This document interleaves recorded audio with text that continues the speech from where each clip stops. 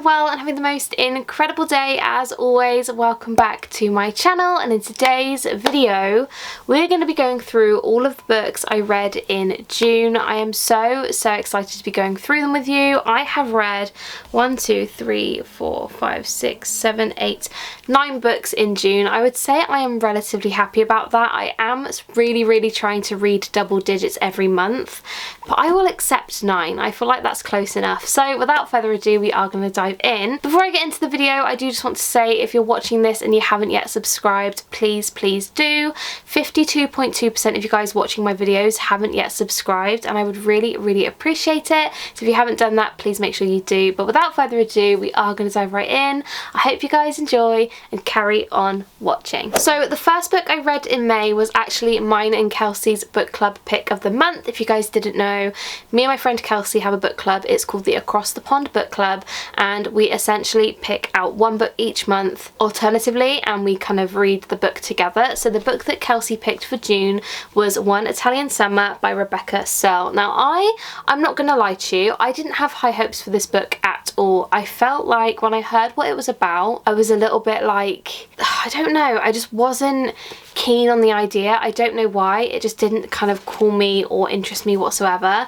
This is a 250 page book, and I also felt like, how much of that can you fit into 250 pages? But what I will say about this book is I actually did enjoy it. Not only did I enjoy this book, I actually gave it a 5 stars, and I am just going to read my notes to you guys so you guys can see what I thought. So I put, okay, so at the start I wasn't sure what to expect, but wow, such a beautiful story, my god. So I like to read my notes back at the end of the month because sometimes I forget what the books are about. So this is about Katie, whose mum dies, and she really struggles with it, obviously, like anybody would. Her and her mum actually had a plan to go to Italy together, as that's where her mum grew up, and her mum was going to sort of show her around where she grew up. However, her mum never makes it in time to go because she sadly passes away. There is something in my eyeball. What is that?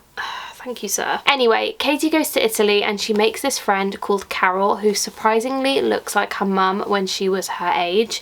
And it turns, do you know what? I'm not even going to spoil it. This book was so good. I thought when I started reading it, I was like, meh, like this is just going to be like a little cheesy summer read. No. This was beautiful. Please read it if you haven't yet. An absolute 5-star read for me. I really loved it. I don't want to kind of go into too much detail about what it's about extra because I don't want to give anything away, but it's just so worth the read. If you want something a little bit different and you want a nice summer read, this is really good. As I said, it's a 250 page book, so it's just such a quick read. I loved it. You should read it and thank me later because it's amazing. The next book I read in June was Nothing More to Tell by Karen M. McManus. Now, you guys know I love Karen M. McManus. Wait, has her book just come out? Hang on, is it out?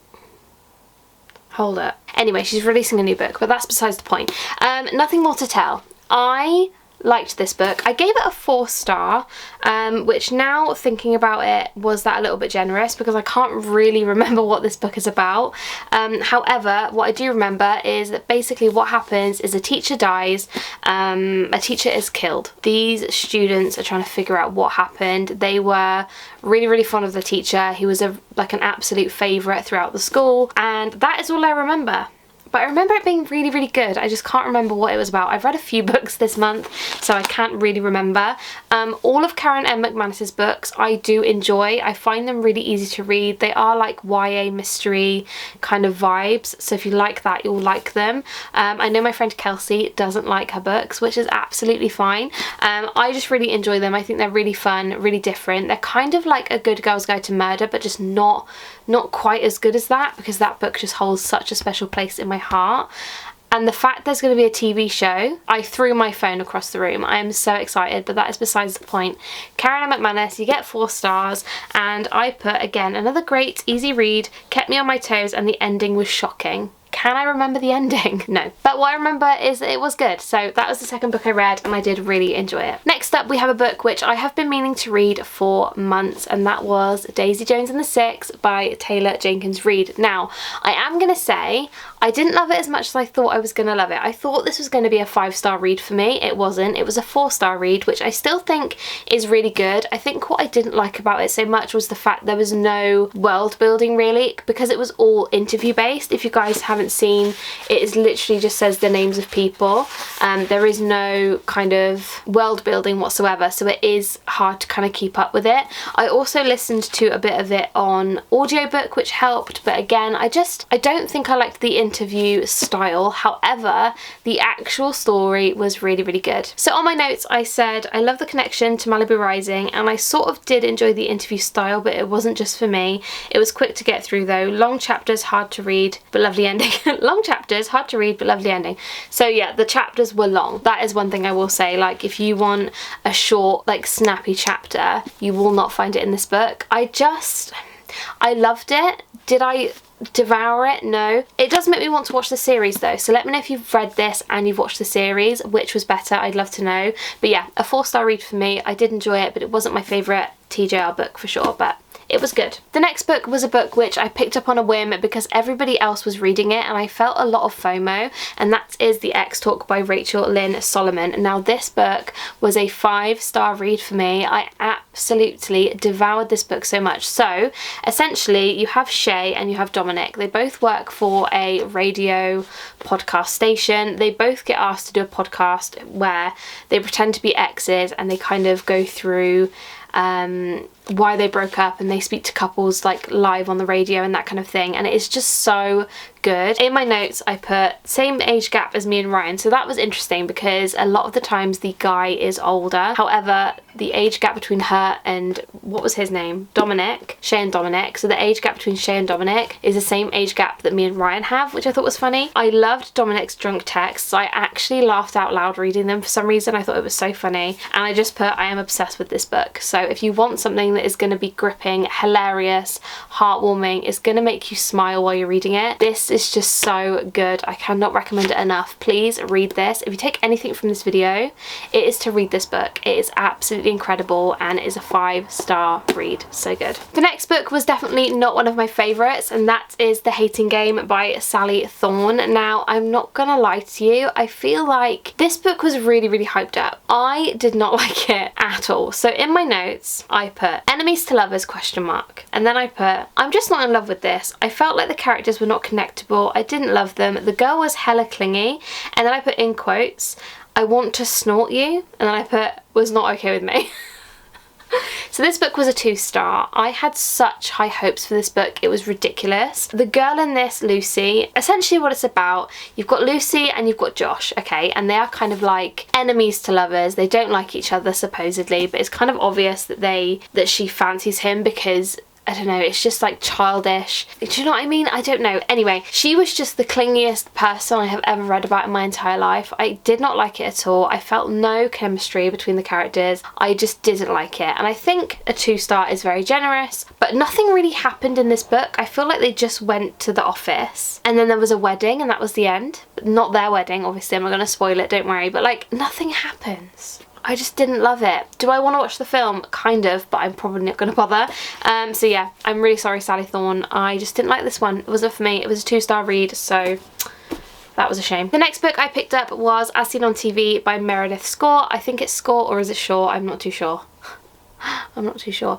I basically wanted this one because it said, if you love Gilmore Girls, you will love this book. Now, I gave this book a 3-star. I didn't love it, I didn't hate it. It was kind of a nice read. I absolutely devoured the Gilmore Girls quotes. I loved it so much. I didn't love the insta love. I think I've grown to not like that so much. I don't like it when the love happens here, and I don't love it when the love happens here. I like a bit in the middle. You know what I mean?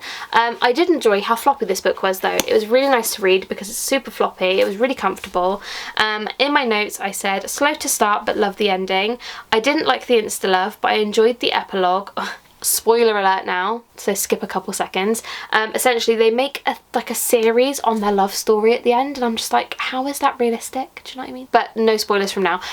Yeah, it was alright. It was a 3-star. So essentially this one is about a girl called Adina. She goes to Pleasant Hollow, which sounds like Stars Hollow, which is like a small town. She's looking for a small town romance, small town vibes. She's a journalist. She's writing a story on small town love and that kind of thing. And obviously, well, who does she find there but a small town romance? So that is the vibe of this book. It's cute. It's a nice read. Would I run to read it again? No, but I wouldn't get rid of the book either. That's how I feel about it. It was a 3-star. It was okay, but not my favourite. The next book is When Life Gives You Vampires by Gloria Duke. Now this one is essentially about a girl called, what is your name? Lily, and a guy called Tristan, and Lily essentially gets bitten and turned into a vampire. It is right at the start. It is not a spoiler. She gets turned into a vampire, and then you find out how that happened, why it happened, and also essentially the vampire court is fuming because you're not supposed to turn vampires into vampires without permission of the court, so they want to come and kill her, and Tristan, who is the guy that turned her, the vampire, doesn't want that to happen. So it's basically how they avoid that situation, and it kind of goes from there. It's a very easy read. The only thing I didn't like was that this book was based over 1 week, so it was incredible insta love, which I don't like again. The only thing about this book I didn't like is she said Ovi like way too many times, like obvious, but like Ovi. I just didn't like that so much. I thought that was a little bit like cringy to read. I gave this one a 4 stars though. I really liked the body positivity message throughout the whole thing. She is more on the bigger side, as she mentions quite a lot. At the start it is quite annoying because she's very negative towards it. However, she does learn to love herself and that kind of thing, and that is nice to read. But yeah, I gave this a 4-star. I enjoyed it. Would I recommend it to every single person that I know? Probably not. But it was good. If you like Twilight, you'd probably like this one. So the next book I read was Define Me by Tahira Murphy. This is another segment of the Shatter Me series. I gave this one a 5-star. I really enjoyed it. The twists, the turns, the plot twists in this book just had me on the edge of my seat. I absolutely loved it. I will say that all of the audiobooks are actually available on YouTube for the Shatter Me series if you are into audiobooks. I personally find that I read quicker without them, but if you are like going to the gym, going on a walk, going to work, you can definitely listen to them on the go, which is really cool. But yeah, Define Me was incredible. The plot twists just had me on the edge of my seat. 5-star read, insane. I'm not going to tell you what it was about because I don't want to spoil it, but if you haven't read Shatter Me, give it a read. This is your sign. Just read the first one and let me know what you think. And last but definitely not least for my reads in June was a tiny little novella, and that was Reveal Me, again from the Shatter Me series. I gave this one a 3-star. A lot of the novellas I've given a 3-star just because they're not necessary, but they do give you a little sprinkling of extra information. This one, to be honest, there is a dog barking outside, for goodness sake. Sorry about that. This one is in Kenji's POV. It's kind of unnecessary. Not much happens. I give it 3 stars though because I did enjoy it. I just feel like that it wasn't really a necessary novella, but some of them are necessary, so it is hard to say whether to read them or not. I would read them anyway. They're like 100 pages long. Definitely worth it for the extra info. But yeah, a 3-star read. Loved it. So those are all the books I read in June. I really hope you guys did enjoy this video, and let me know down below what books you read in June. I would love to know, and let me know if there's any book recommendations for me. Again, I would love to know. As always, I do have my Goodreads and my Amazon wishlist in the description box below if you want to check those out. But that is everything for today's video. So I love you guys so much, and I will see you in my next one. Bye guys.